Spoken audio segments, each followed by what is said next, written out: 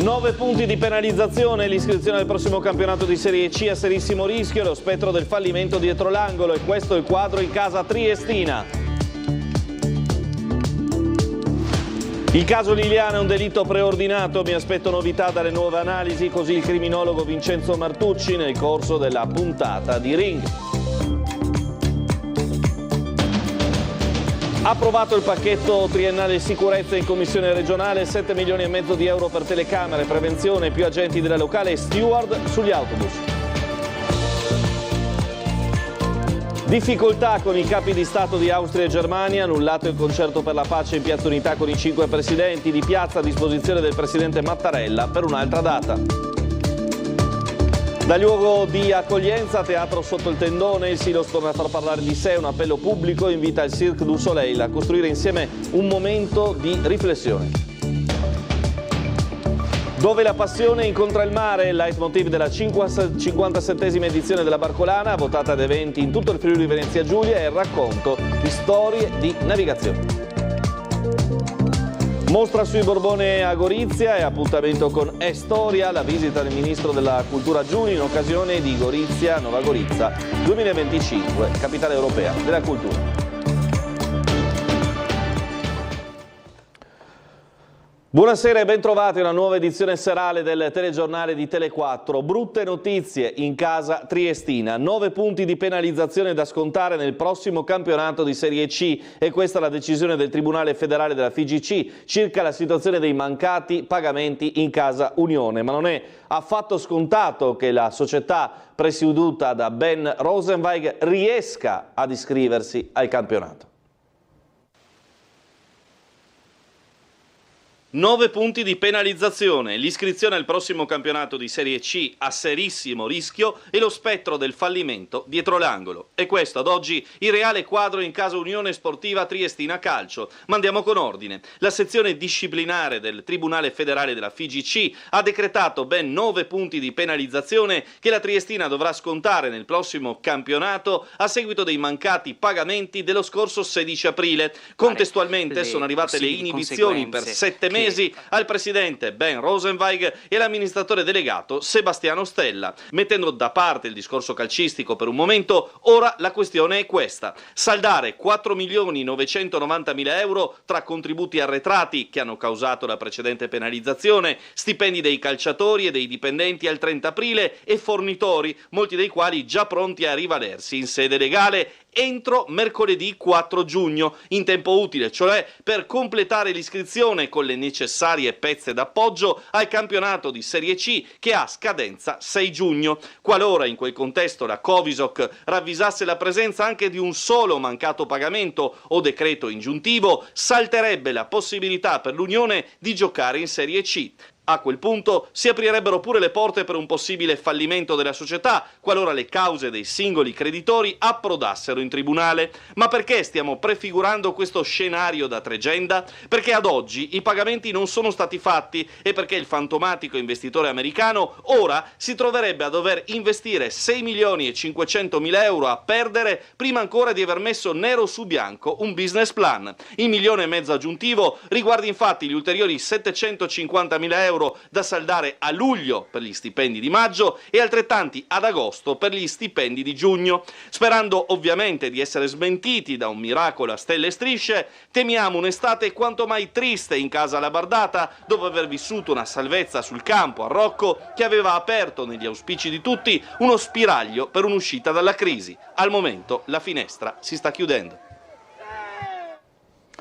E torniamo a parlare del caso Resinovic, attese novità sulle nuove analisi dei reperti tra le richieste di incidente probatorio per assumere le prove. Focus sul caso Liliana Resinovic, di cui si è parlato nella trasmissione Ring, che vedremo questa sera nella seconda parte a partire dalle 22:10 assieme al criminologo Paolo Martucci, professore dell'Università degli Studi di Trieste. Professore, è possibile a distanza di così tanto tempo, alla luce di nuove tecnologie, trovare evidenze scientifiche che portino nella direzione della tesi dell'omicidio? Certo, diciamo che gli strumenti scientifici cambiano, non solo, ma diciamo può anche essere importante utilizzarli appieno nel modo in cui magari non era stato fatto anni fa. Dopodiché, dico sempre, attenzione, non aspettiamoci evidenze straordinarie. Allora, giusto per fare un'allusione, la questione del DNA.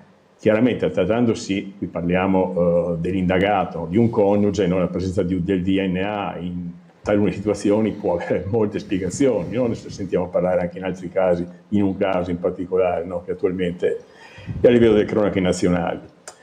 Altri aspetti che possono in qualche modo illuminare per esempio sull'uso del famoso cordino, sulla compatibilità con coltelli, questo potrebbe dare degli indizi utili. Non ci si può aspettare, io ho detto tante volte, che le prove, cosiddette evidenze scientifiche, ci diano delle prove decisive. Io dico subito che, salvo emersioni di circostanze che non conosciamo, e può essere che ce ne siano, perché effettivamente quella descrizione così dettagliata, addirittura col numero civico, fa pensare che vi siano delle cose che magari in sede di discovery emergeranno, per ora non le conosciamo. Allo stato degli atti dico subito che se ci sarà un giudizio, mio pensiero è che si andrà verso un processo essenzialmente indiziario, con tutto quello che questo comporta. Ecco. Ho già detto tempo fa che se di delitto si trattava, secondo me è assai probabile che più persone fossero coinvolte per tutta una serie di motivi, e fra l'altro, tornando al discorso della dinamica, l'idea della preordinazione, anche qui ha qualcosa a che fare. Abbiamo una scena che non è assolutamente disorganizzata, ma per certi aspetti è molto organizzata, e questo appunto mi fa pensare al concorso di altri. Questo sarà il tema della seconda parte di Ring. Nella prima parleremo di politica regionale assieme a Claudio Giacomelli di Fratelli d'Italia, Antonio Caligaris della Lega, Massimo Moretuzzo di Patto per l'Autonomia e Francesco Martinez del Partito Democratico, tutti consiglieri regionali. Ed oggi è stato approvato a maggioranza in quinta commissione del Consiglio regionale il programma triennale per la sicurezza presentato dall'assessore Roberti. Sentiamo il servizio di Laura Buccarella. Tante risorse ancora messe a disposizione. Ricordo sempre che quando ci siamo insediati nel 2018 arrivavamo a 3 milioni di euro circa, adesso stanziamo un programma sicurezza, quindi che può essere ancora incrementato con le leggi di assestamento e con altre leggi di settore durante l'anno, ma partiamo da una base di 7 milioni e mezzo di euro. È passato a maggioranza in quinta commissione del Consiglio regionale il programma triennale sicurezza che stanzia 7 milioni e mezzo per potenziare la polizia locale, la prevenzione e la vigilanza sugli autobus, la sicurezza stradale, per citare solo alcuni dei capitoli. L'assessore alla sicurezza Pierpaolo Roberti l'ha definito un investimento strutturale. Supporto alle forze di polizia locale per strumentazione, per spese correnti, per impianti di videosorveglianza, un po' per tutta la loro attività e renderli ancora più efficienti, ma anche progetti per il territorio di sensibilizzazione per la prevenzione di determinate tipologie di reato. Penso alla violenza di genere, al contrasto al bullismo e cyberbullismo, ai reati informatici, insomma tutti quei reati fastidiosi che creano allarme sociale e preoccupazione nei cittadini. Progetti di educazione stradale con le ACI, progetti che mirano a potenziare i comuni tramite l'utilizzo delle guardie giurate a bordo degli autobus della nostra regione, ma anche nei comuni capoluogo, nei comuni con popolazione sopra i 30.000 abitanti e nei comuni turistici. Il piano triennale, dopo la definitiva approvazione, sarà attuato in sinergia con gli enti locali e con tutti gli attori coinvolti per garantire interventi calibrati sulle esigenze del territorio. Insomma, andiamo ad agire a tutto tondo per poter garantire una risposta efficiente ai cittadini che ci chiedono risposte concrete. Noi siamo disponibili sul tema fino a quando non vedremo una sensibile diminuzione dei reati e soprattutto una percezione positiva da parte dei cittadini ad investire tutte le risorse necessarie e ogni mezzo possibile per garantire la sicurezza sul nostro territorio. E maggioranza e opposizione hanno dato vita a un dibattito acceso in aula proprio sulla questione sicurezza, voto contrario di Onsel, di Open Sinistra e FVG.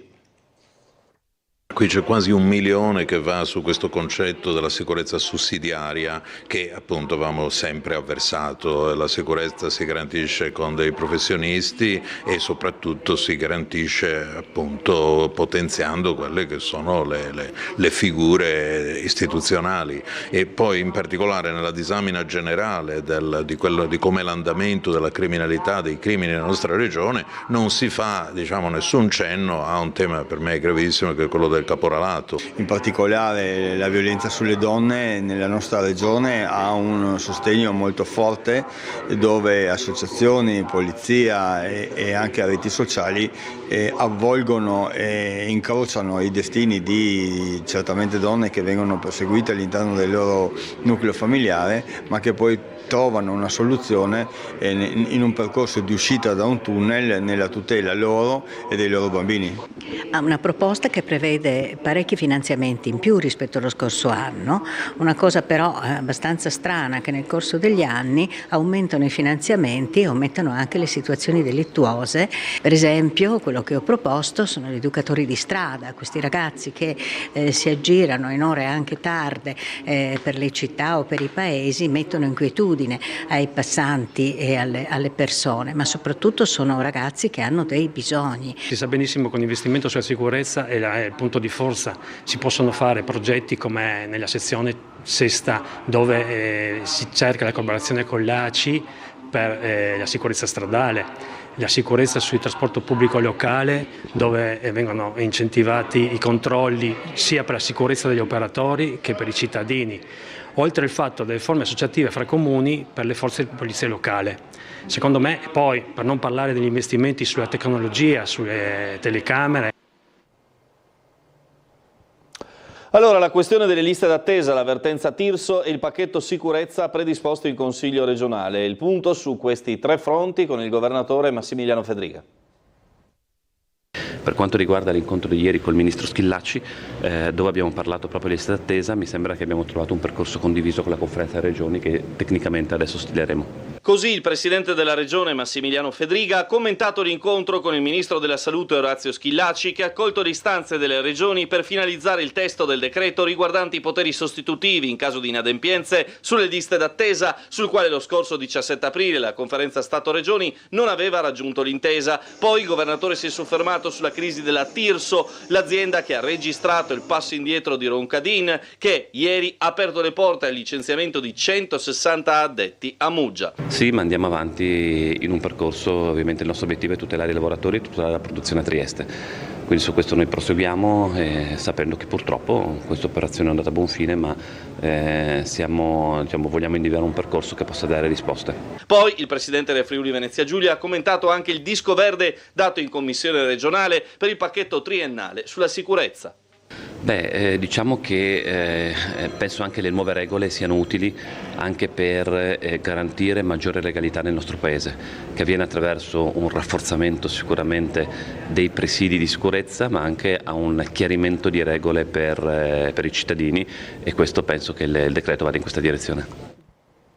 Ed ora la cronaca, un incidente tra un'auto e uno scuolabus ha intasato il traffico nel pomeriggio in viale Campi Elisi. Il sinistro si è verificato all'altezza della piscina Bianchi, coinvolto una Kia e uno scuolabus con circa 40 bambini a bordo. Stando alla ricostruzione della polizia locale, il bus transitava in direzione del centro città. Pochi danni di 2 veicoli e intervento precauzionale di 2 ambulanze sul posto per verificare le condizioni di salute degli alunni. Nessuno di questi è rimasto ferito. A complicare la situazione un auto articolato che si trovava nei paraggi e che per fare manovra ha urtato 2 veicoli in sosta, creando ulteriore scompiglio. Sul posto anche i vigili del fuoco, ci sono state ripercussioni sul traffico per circa un'ora con l'istituzione del senso alternato di marcia.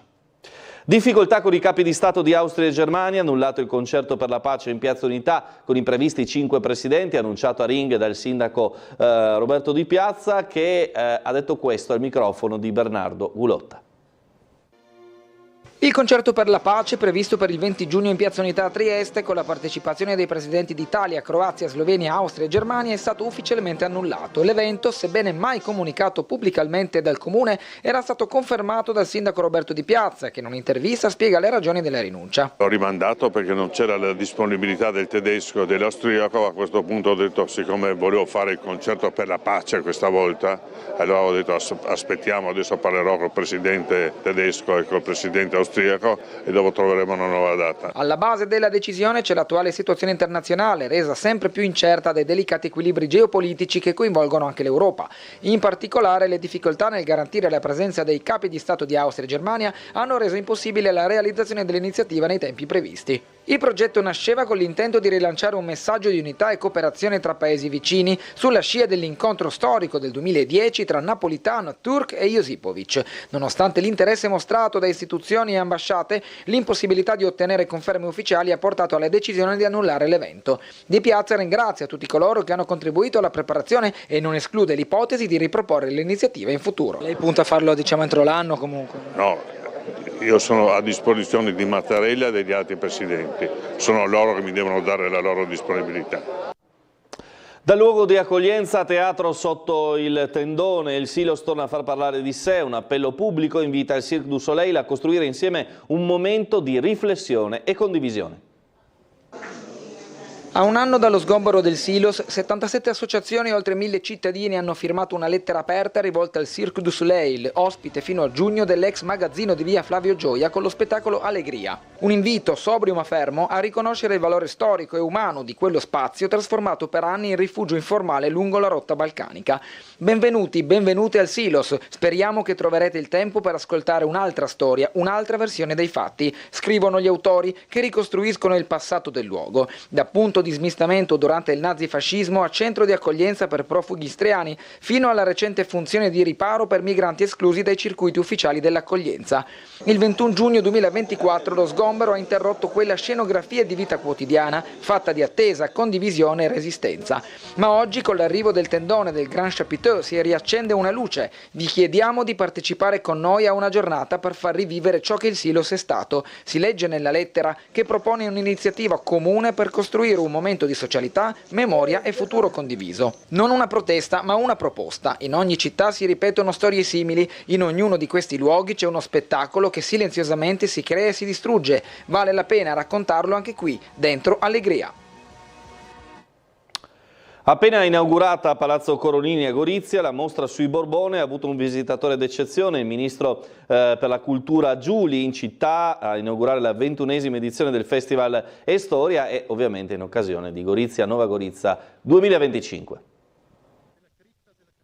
A Gorizia per inaugurare la 21esima edizione del Festival Internazionale Storia, in programma fino a domenica 1 giugno, il ministro della Cultura Alessandro Giuli ha visitato questa mattina la mostra I Borbone di Francia a Gorizia, ricordi e immagini dell'esilio della Fondazione Palazzo Coronini Kronberg, inaugurata ufficialmente ieri. Il ministro, insieme alle autorità locali, tra cui il sindaco Ziberna e il vicepresidente della regione Anzil, si è soffermato nelle sale dell'esposizione dopo aver visitato la prestigiosa dimora storica, sede della fondazione. È stato un onore e anche una grande soddisfazione poter accompagnare oggi il ministro della cultura Alessandro Giuli qui in visita a Villa Coronini, che è un luogo rimasto come il giorno in cui l'ultimo conte lo lasciò e tra l'altro in questi giorni ospita questa interessante mostra sui Borboni, ultimi sovrani di Francia e la loro relazione con Gorizia. Grazie al racconto della curatrice,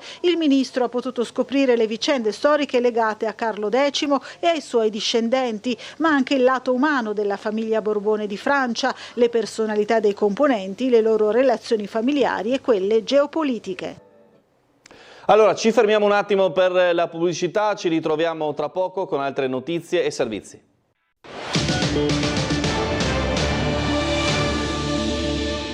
Seconda parte del nostro telegiornale che si apre parlando della nuova edizione della Barcolana, la numero 57, che si apre si presenta con un nuovo payoff dove la passione incontra il mare, un'edizione diffusa, inclusiva, che da Trieste alla Carnia punta a unire sport, persone e territori. Bernardo Gulotta.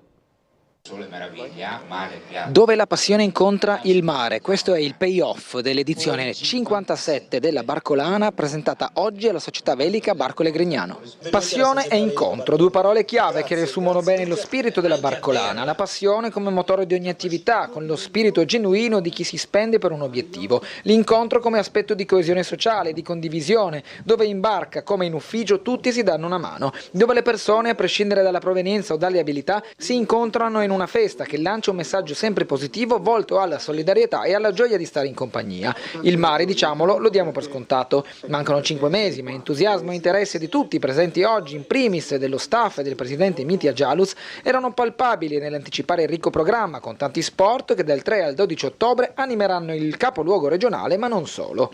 57esima edizione di Barcolana all'insegna di un nuovo payoff dove la passione incontra il mare. Sarà una Barcolana di incontri tra comunità, tra sportivi diversi, tra territori. La Barcolana per la prima volta arriva in Carnia, si estende a diversi sport, il SUP, il nuoto, una Barcolana fan che addirittura coinvolgerà tutta Italia, la Barcolana Maxi. Tanto mare, tanti sport del mare, ma tanta cultura, Barcolana Summit, Barcolana un mare di racconti e poi domenica 12 ottobre il gran finale con la 57esima edizione della Coppa d'autunno, con tante novità. Per chi si iscrive una lotteria e si potrà vincere addirittura un'automobile per riuscire a coccolare i nostri iscritti. In un mondo che si divide vogliamo lanciare un messaggio: l'incontro tra sport genera positività. Da Trieste a Lignano e Grado fino in Carnia al Lago di Cavazzo, una delle novità dell'edizione 2025. Il Lago di Cavazzo è un luogo meraviglioso di una regione che unisce la terra, la collina, la montagna e il mare nell'arco di 3/4 d'ora, perché da Lignano, dove si terrà la Barcolana Beach Sprint, a Grado dove si terrà la Barcolana SUP, a Cavazzo ci si impiega davvero meno di un'ora, e questa è una peculiarità della nostra regione che insieme a Promoturismo vogliamo valorizzare e promuovere. Allora, parliamo ora di pallacanestro Trieste. Riccardo Fois potrebbe essere un nome buono per la panchina per la successione a Jamion Christian. Secondo quanto riportato da Superbasket, uno dei nomi nella lista della società biancorossa sarebbe quello di Riccardo Fois, assistente della nazionale italiana di Pozzecco. Con la nazionale aveva iniziato nel lontano 2017. Fois è in uscita dal basket americano, visto che non è stato confermato come assistant coach nei Sacramento Kings. Di conseguenza potrebbe essere un serio candidato a sedersi sulla panchina di Trieste a partire dalla prossima stagione. Parliamo ora di pallanuoto al femminile, 4° posto nazionale. Si chiude così la stagione delle Orchette.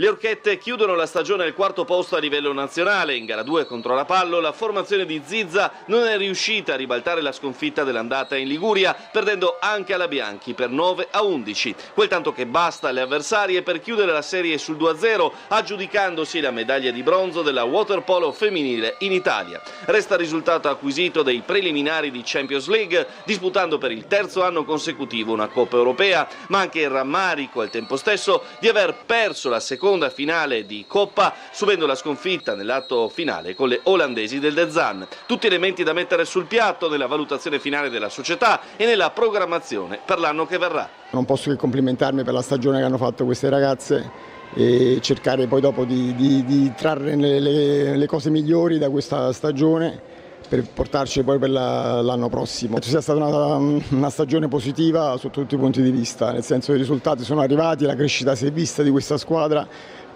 si è chiuso un progetto di 3 anni, adesso se vogliamo fare qualcosa in più, anche se è molto ma molto difficile, perché diventa proprio difficile poi recuperare determinati giocatori che possono farti fare il salto di qualità, però c'è una progettualità, bisogna avere la pazienza di sapere aspettare, anche perché le altre squadre sono sempre molto strutturate, ben strutturate e si rafforzano anche, per cui ripeto, parte un nuovo ciclo e bisogna capire poi dopo con chi farlo partire, come partirà e le condizioni che vogliamo dare a questo nuovo ciclo. In quest'anno purtroppo è andata come è andata, archiviamo, insomma ora ricomincerà un nuovo ciclo. È stata una stagione buona ma sicuramente non eccellente, ci è mancato quel qualcosa in più per alzare una coppa o portarci a casa una competizione e purtroppo non siamo riuscite. Sicuramente siamo cresciute, è tutta esperienza che ci si carica sulle spalle, però non una stagione brillante, questo possiamo dire.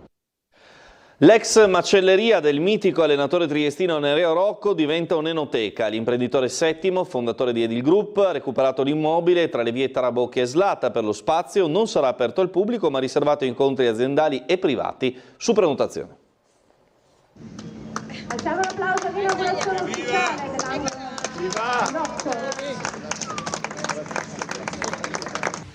L'angolo di Rocco, cioè, detta a modo nostro, l'angolo del Paron. Con ogni riferimento all'aereo Rocco propriamente voluto, tornano a rivivere nella forma di un'enoteca gli antichi spazi della macelleria della famiglia dello storico giocatore e allenatore di calcio triestino che fece le fortune della Triestina e del Milan. Un progetto firmato Edil Group con cui si è voluto recuperare un locale che diventa luogo d'élite dedicato alla cultura del vino e alla convivialità. Una trasformazione che sarebbe piaciuta di certo a Rocco che, a tavola davanti a un buon bicchiere, sapeva costruire quello spirito di squadra che va ben al di là del mero aspetto del campo e della tattica. Dopo 26 anni di area dismessa siamo riusciti a riqualificare questi due edifici realizzando un po' la chicca di questo edificio alla punta di via Slataper, dove onoriamo Nereo Rocco per quello che ha costruito e ha fatto per questa città, creando un punto di incontro nella nostra enoteca per sviluppare network e dare vita a un luogo che era fermo e ridarlo ai triestini. Immancabile un commento di uno dei due figli del Paron, Tito Rocco, che insieme a Bruno porta avanti i racconti e le memorie di un mito dello sport triestino. È un grande ricordo, è un onore che sia ancora ricordato anche in questa maniera nel luogo dove mio padre ha anche lavorato nei tempi passati, per cui questa era sempre la nostra casa negli anni qua. Adesso siamo contentissimi che rinasca. È tutto per questa edizione del TG, vi aspetto con Ring alle 21:10.